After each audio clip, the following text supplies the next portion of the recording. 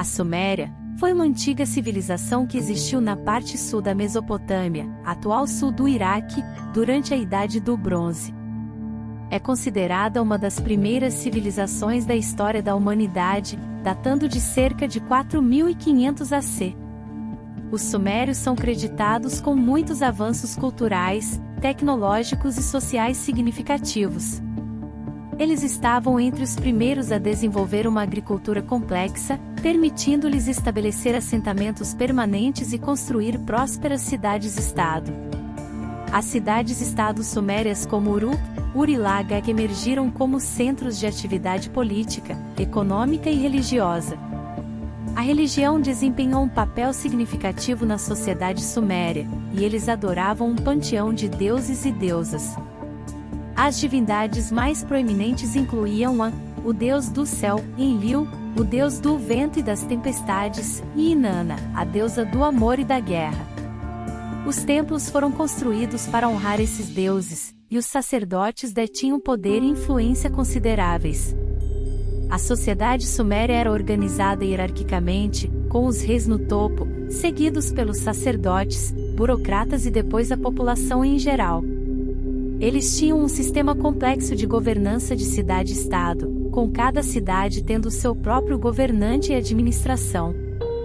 O comércio floresceu, com os sumérios estabelecendo redes comerciais de longa distância e desenvolvendo um sistema de pesos e medidas. A Mesopotâmia, a célebre região da terra entre rios, não foi um todo único, mas um conjunto de civilizações diversas que ocuparam territórios para além das planícies dos rios Tigre e Eufrates. Ali, se desenvolveram os sumérios, acadianos, babilônios, elamitas, hurrita, assírios etc., cujos vestígios podem ser encontrados hoje no Iraque, Irã, Síria, Turquia e até mesmo em Chipre. Em comum, essas civilizações tinham a escrita cuneiforme, inventada pelos sumérios por volta de 3400 a.C., e que os povos seguintes continuaram utilizando por mais de 3 milênios. A tabuinha em cuneiforme mais recente que se conhece é datada de 75 a.C. É esse mundo cuneiforme que pode revelar a história das mulheres na Mesopotâmia em sua diversidade cultural. As fontes, contudo, são muito desiguais, documentam aspectos muito diferentes e fragmentados, oferecendo uma história descontínua do mundo das mulheres na Mesopotâmia. Segundo os especialistas, ainda existem cerca de 1 milhão de tabuinhas para estudar e não se sabe se elas podem responder todas as perguntas. Todos concordam, porém, que uma característica fundamental das sociedades mesopotâmicas era o patriarcado. Mas este teve nuances bem diferentes entre os sumérios e os povos posteriores. As poderosas deusas sumerianas. Entre os sumérios, a mulher tinha um papel relevante. Começando pela literatura e pela mitologia. No épico de Gilgamesh, 3 mulheres são personagens-chave da história. Ninsuna, deusa de Uruk e a mãe do herói, que interpreta os sonhos do rei e prevê o futuro.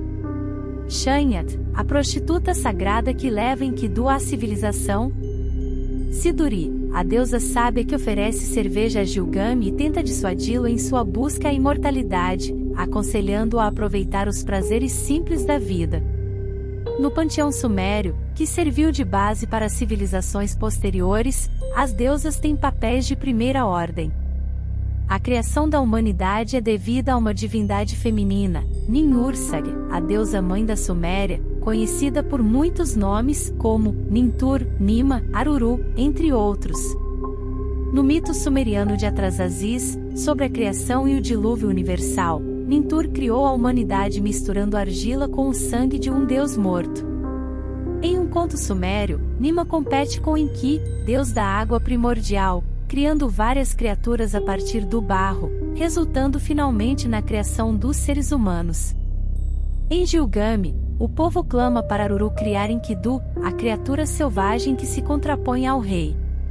Em alguns hinos, Ninhursag é identificada como verdadeira e grande senhora dos céus, aquela que amamentou os reis da Suméria.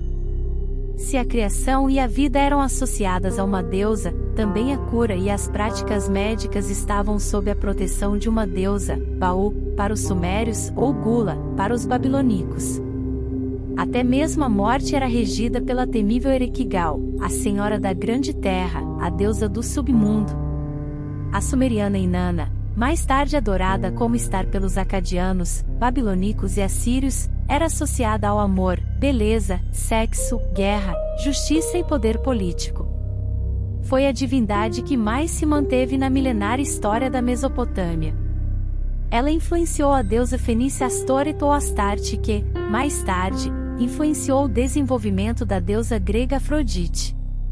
Seu culto continuou a florescer, declinando gradualmente entre os séculos I e VI d.C., com o advento e a consolidação do cristianismo, embora tenha sobrevivido até o século XVIII em partes isoladas no norte da Mesopotâmia.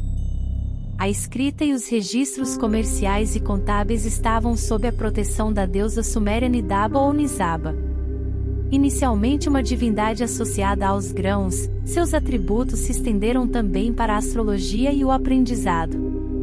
Venerada nas escolas de escribas, que costumavam finalizar a composição com uma oração a Nisaba, e em muitos tablets, existe uma linha final no texto em honra à deusa.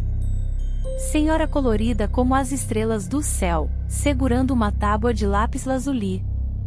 Mulheres da sociedade sumeriana.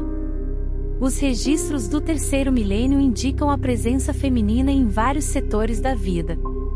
As mulheres aparecem nas listas de distribuição de rações do Palácio de Mari. Essas listas fornecem o inventário das profissões femininas nos serviços reais: cantoras, arpistas, dançarinas, camareiras, cozinheiras, escribas, encarregadas do preparo de mingau de cereais e da cerveja, etc. As mulheres sumérias se envolviam no mesmo tipo de atividade econômica dos homens, mas em menor escala.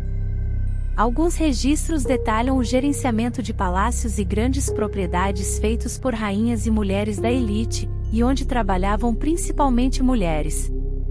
Suas produções estavam concentradas na agricultura e na tecelagem da lã. As oficinas de tecelagem assumiram uma escala considerável durante a terceira dinastia de Ur, por volta de 2100 a 1900 a.C., quando chegou a reunir mais de 15.000 tecelãs. O pagamento, feitos em rações de cevada, variava conforme a qualificação da artesã. Os arquivos de Garsana, que consistem em quase 1.600 registros datados de um período de 8 anos entre 2031 e 2012 a.C., registram muitas das funções diárias de uma propriedade rural sumeriana: construção e manutenção de edifícios que incluem uma cervejaria, oficina de tecelagem, fábrica de farinha, oficinas de couro e cozinha, além de contratação de trabalhadores, comércio com as cidades vizinhas, etc. Os arquivos de Garsana fornecem muitos novos detalhes sobre o papel das mulheres como supervisoras e trabalhadoras. Tarefas que se pensaria a priori como masculinas eram realizadas pelas mulheres como, por exemplo, a construção e o transporte de tijolos. Os arquivos informam também que, após a morte do proprietário, sua esposa, a princesa Simata Star, assumiu o controle da propriedade. As esposas reais também tinham responsabilidades diplomáticas e políticas, mas não estavam envolvidas em questões legais nem militares que eram funções do marido, o rei. Kubaba, a rainha deusa. Conhece-se uma rainha que teria governado por direito próprio, Kubaba, soberana da cidade acadiana de Ki, por volta de 2500 a 2330 a.C. É a única rainha citada na lista de reis sumérios. Os especialistas, contudo, divergem a respeito de sua existência, considerando-a um personagem lendário. Seja como for, o reinado de Kubaba é dito como um período de paz e prosperidade. Sua dinastia continuou por mais 2 gerações com seu filho Puzur-Suem e seu neto Ur-Zababa. Seu filho a declarou uma deusa logo após a sua morte, e assim Kubaba foi adorada por toda a Mesopotâmia e povos vizinhos. Entre os hititas da Anatólia, Kubaba se tornou a deusa tutelar da antiga cidade Carchemish, perto do Eufrates, entre as atuais Turquia e Síria. Poabi, a rica senhora de Ur-Poabi, viveu em Ur, durante a primeira dinastia, entre 2600 e 2340 a.C. Tudo o que se sabe sobre ela está em seu túmulo descoberto durante as escavações de Leonard Voley, no Iraque, entre 1922 e 1934. Poabi foi enterrada com 3 selos cilíndricos presos à sua túnica, todos trazem seu nome e título, em comum, pois apenas um selo seria suficiente. Talvez Poabi quisesse ter a segurança de não passar anônima na eternidade.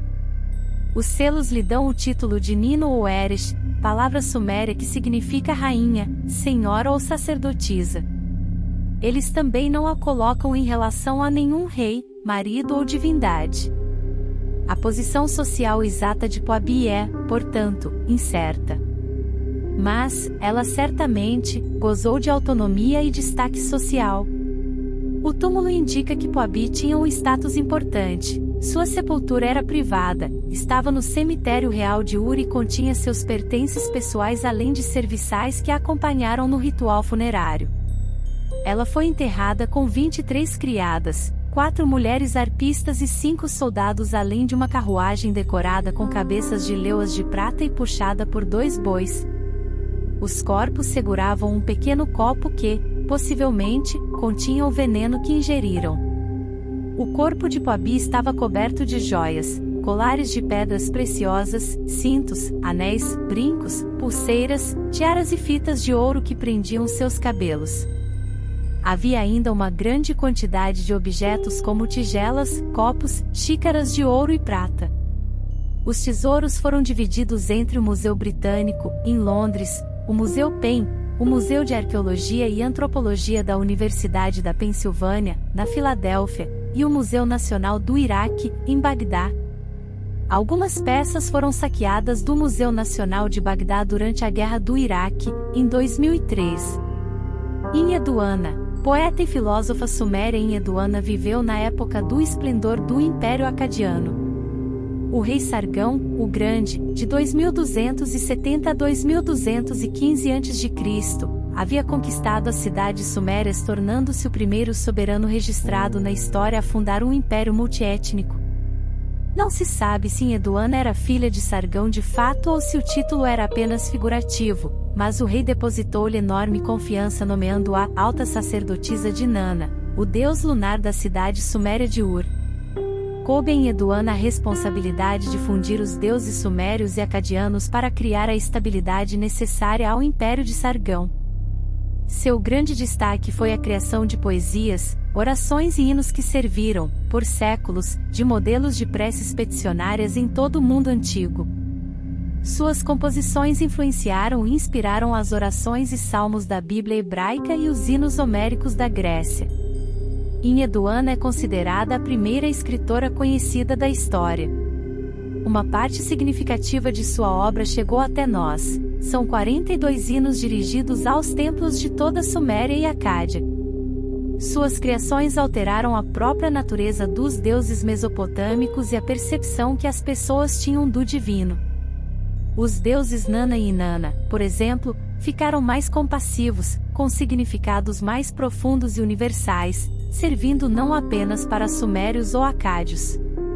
Por mais de 40 anos Enheduanna ocupou o cargo de suma sacerdotisa, sobrevivendo até mesmo a tentativa de golpe contra sua autoridade por parte de Lugal-Ani, rei de Adab, na Suméria.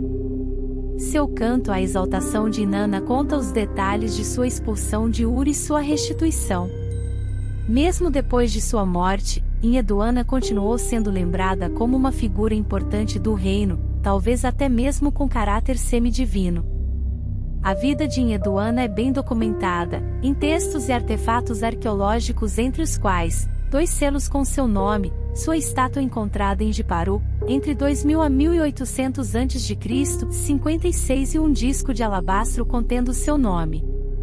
A autoria de Enheduanna, em tantos textos de grande importância, levanta a questão da alfabetização feminina na antiga Mesopotâmia. Ler e escrever era uma prática comum entre as mulheres da elite sumeriana. Afinal, a escrita estava sob a proteção de uma deusa, Midaba, o que revela a importância cultural das mulheres e seu papel na sociedade da época. As esposas reais são conhecidas por terem encomendado ou composto poesia com certa frequência. As mulheres de comerciantes também escreviam cartas a seus maridos ausentes em viagens de negócio, dando conta das provisões da casa e da administração de suas propriedades. O conteúdo dessas cartas mostra que as mulheres estavam à frente da família, tinham autonomia para investir em operações comerciais e, portanto, suas atividades não se limitavam ao domínio doméstico, e elas tinham capacidade e liberdade para agir por conta própria. Sob domínio de Marduk, o patriarcalismo babilônico e assírio a partir de 2000 a.C., os registros feitos por mulheres se tornam muito raros. Nota-se, também, uma gradual perda da influência das grandes deusas em benefício das divindades masculinas e, ao mesmo tempo, a crescente redução do papel da mulher. O fenômeno parece estar relacionado à crescente militarização das sociedades mesopotâmicas desde o início do segundo milênio, que teria marginalizado as mulheres. Nas sociedades do primeiro milênio, o lugar da mulher estava reduzido a favor do homem, ficando praticamente limitado à maternidade e ao cuidado com a família. O período em que essa situação fica mais evidente é o reinado de Hammurabi, o rei babilônico do século XVIII a.C., conquistador da Suméria e da Acádia. Ele é o fundador do primeiro império babilônico, cujo patrono é Marduk, o deus supremo do panteão mesopotâmico. A mitologia de Marduk guarda forte simbologia da ascensão do poder masculino. Desde o seu nascimento, esse deus é um prodígio. O sábio dos sábios, o mais sábio dos deuses, seu nascimento foi o de um macho, ele fecundou desde o início, tem 4 olhos e 4 orelhas. Tornou-se soberano dos deuses depois de derrotar a deusa primordial Tiamat, que ele despedaça para criar os céus, a terra e a água. Marduk é também o criador da humanidade. Para isso ele sacrifica o filho de Tiamat e de seu sangue cria os homens. A função desses era servir os deuses e poupá-los dos trabalhos penosos. O poema de Marduk era recitado na festa mais importante da Babilônia, o dia de Ano Novo, quando então se comemorava o triunfo do deus.